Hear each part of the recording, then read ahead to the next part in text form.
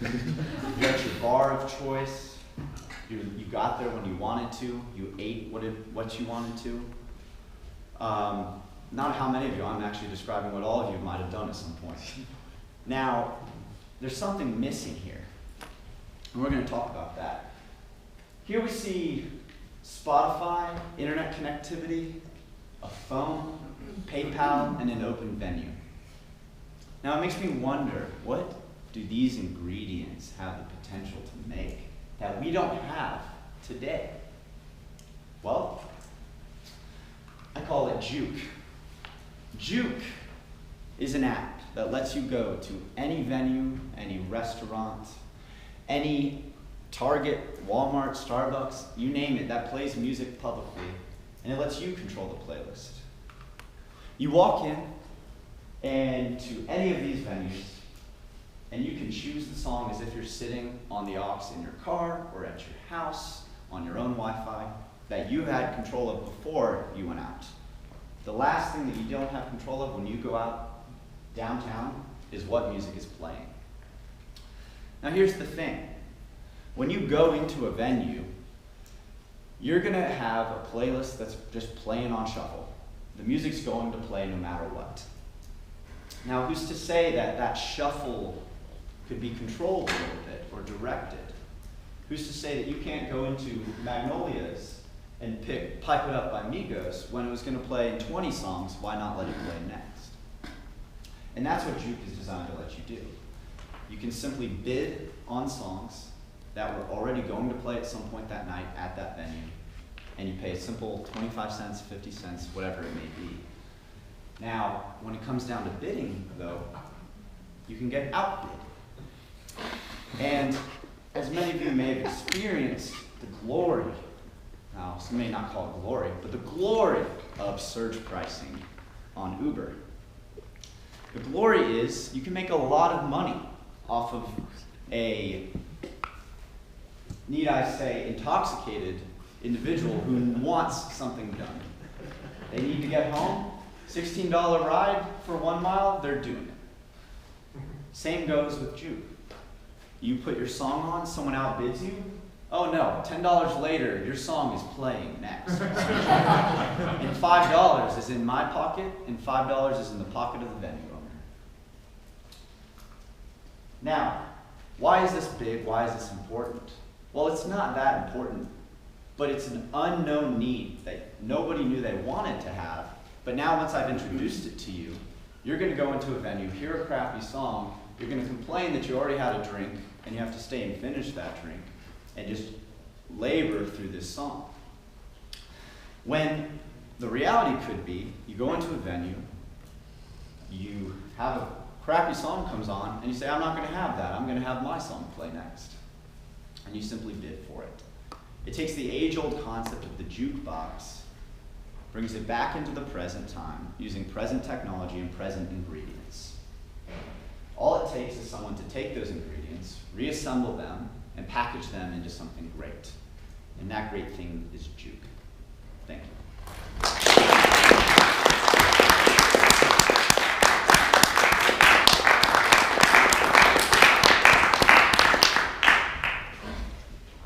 I would actually invest money to own a part of your business. So, that would be the end of the prepared speeches. So, timer.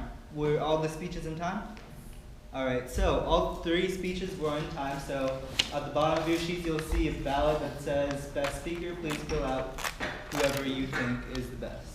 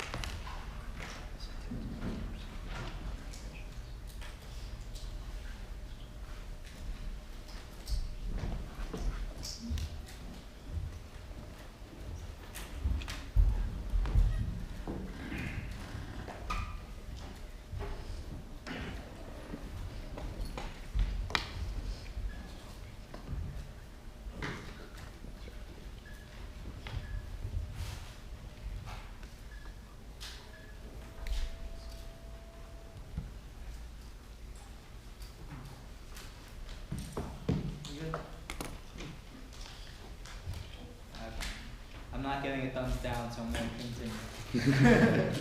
So, on to the next portion of our meeting, and it's one of the funnest part of this meeting is table topics, and our table topics master is Tyler Chan. So please welcome him to the stage.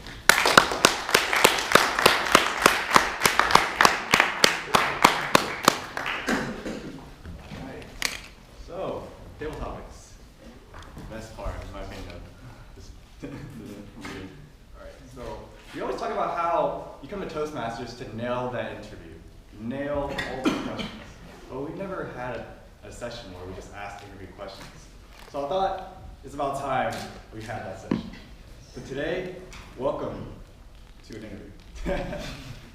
Now, everyone who comes up is going to have to be asked a question, and the timer is going to be coming over there, so you're up here.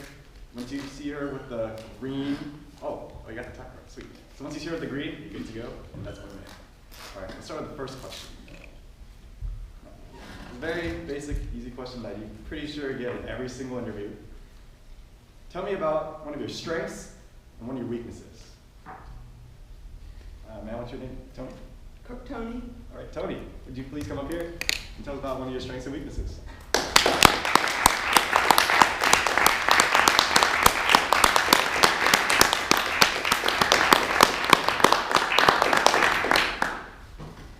Fellow Toastmasters, one of my strengths is being organized at work. I enjoy organizing files. I enjoy organizing events. At one of my jobs, we have a number of events and workshops.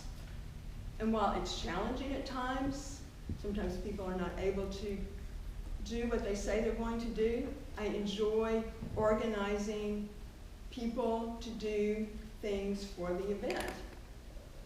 I enjoy getting musicians for the event, food for the event, and placing everything where it needs to go. One of my strengths is I really enjoy people. I really like people and care about them. I care about the people I work with and the students that I work for, and want everyone to do their best, and am willing to do my best and give my best to this job. Another strength is I like to write. It helps to be organized in writing, to have thoughts, and Toastmasters is a great way to learn about how to organize what you speak and what you write. I find it helpful in my writing as well. So thank you, fellow Toastmasters. Thank you.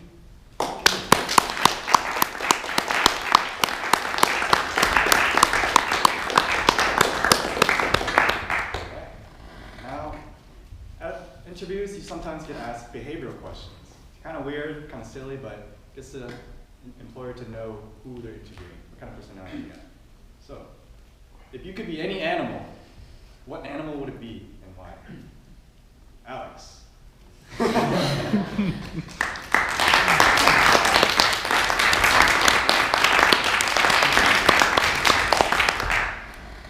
If I could be any animal I wanted to be, I'd be something big because I'm small.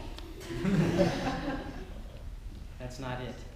As you can see right now, my hands are where they are because this is when I started speaking and it's stuck. So I would be a T-Rex. As you can see, this was always my go-to non-verbal speaking arms. So if I was going to be any animal I wanted to be, it would definitely be a T-Rex. It's big, and then the hands, because they're like this. And it reminds me, who's seen the Step Brothers movie? Remember when he walks around and he's like, I wanted to be a T-Rex when I was younger, and I'd walk across the yard and I thought that was funny too. But if I wanted to be anything, any animal, it'd definitely be a T-Rex, because they're badass and their hands are small. Thank you.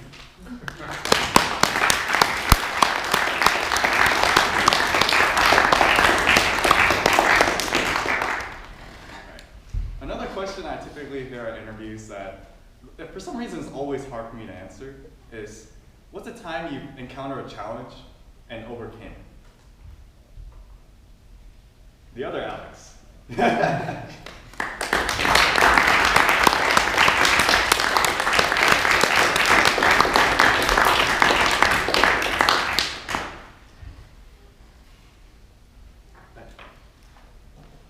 Now, just a few years ago, I was in high school.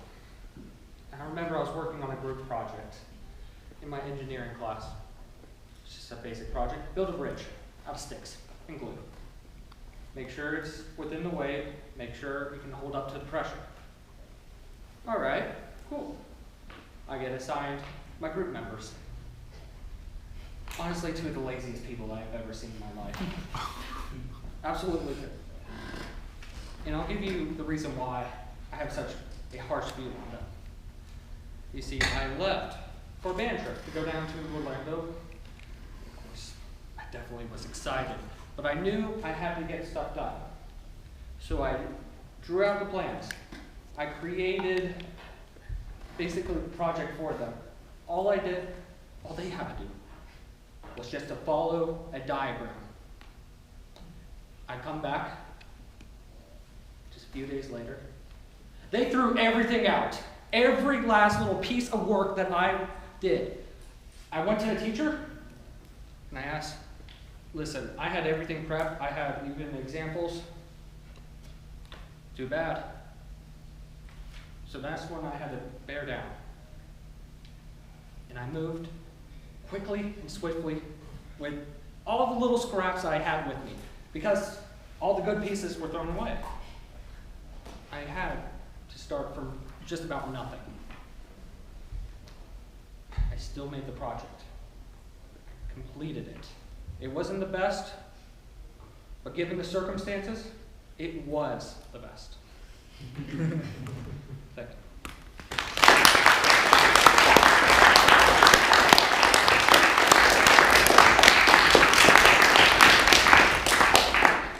All right, as we go on, the questions get a little harder. So watch out. This one's a little broad, but it's still kind of tough because the question is, what's a time you had to make a tough decision? Tell us about the considerations you had to make, the process, and the steps you had to take to resolve it. Mary.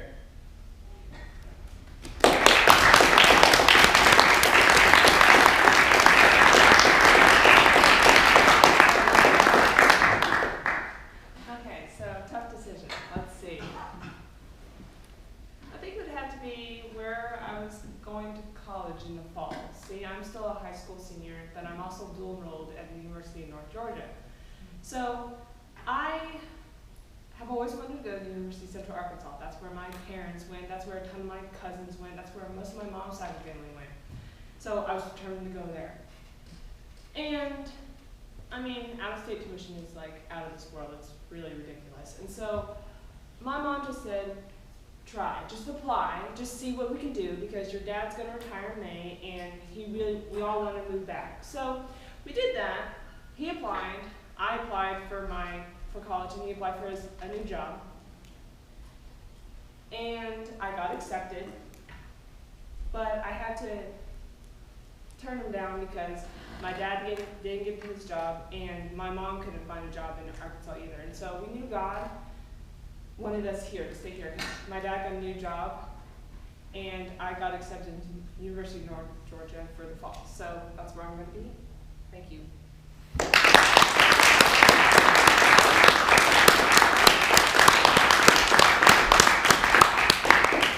All right, we have time for one more question. Probably the hardest question I've found in the career guide book. Now, tell us of a time you encountered an ethical dilemma and how you handled it. Terrence.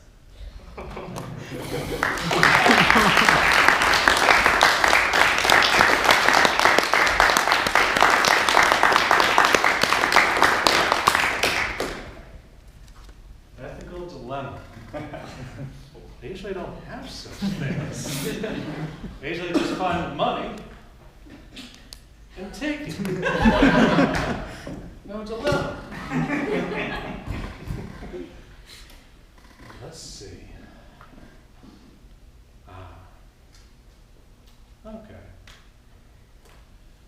So there it was, New York City.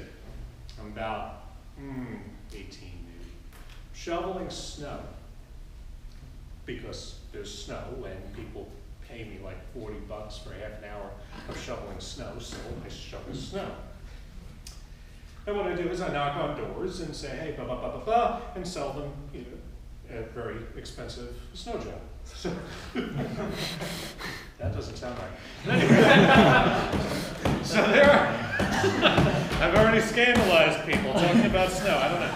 But I knock on a lady's glass door, and it's just tap, tap, break. And the whole thing crashing. Oh.